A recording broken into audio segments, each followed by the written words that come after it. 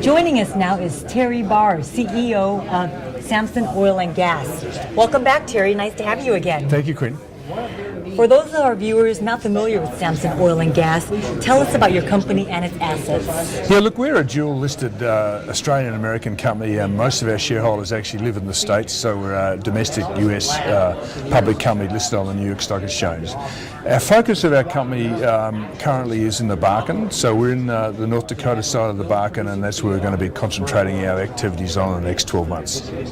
Now, you just completed an acreage swap in your North Stockyard field. Can you give us a summary of the deal and benefits it provides? Yeah, look, it was a cashless transaction. We just swapped net acres with our operator, and it gave us a 60% and operator position in the northern tier of our acreage, and that allows us to go ahead and develop that as we see fit, and we're proceeding to do that infill development later this year. So it actually gave us control of that acreage and the ability to go and do the infill drilling on it.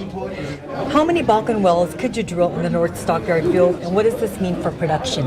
Yeah, look, we're going an initial plan to drill 6 wells, starting at the end of the first quarter probably, and then we can have the ability to drill 14 on our spacing order. But given that, we would expect December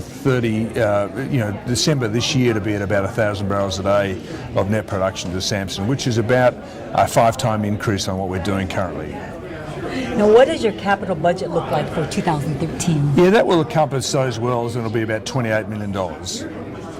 And then, can you give us an update on the Roosevelt project, your Montana Bakken project? Yeah, sure. Look, we drilled 2 wells out there last year.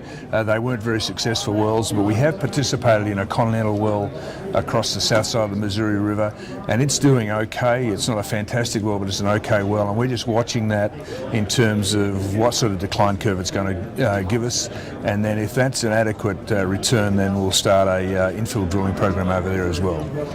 What are a few operational catalysts our viewers should look for during 2013? Yeah, look, there's 3 really. One is the Bakken infill, getting that started and seeing the IP rates that we would expect around 1,500 to 3,000 barrels a day.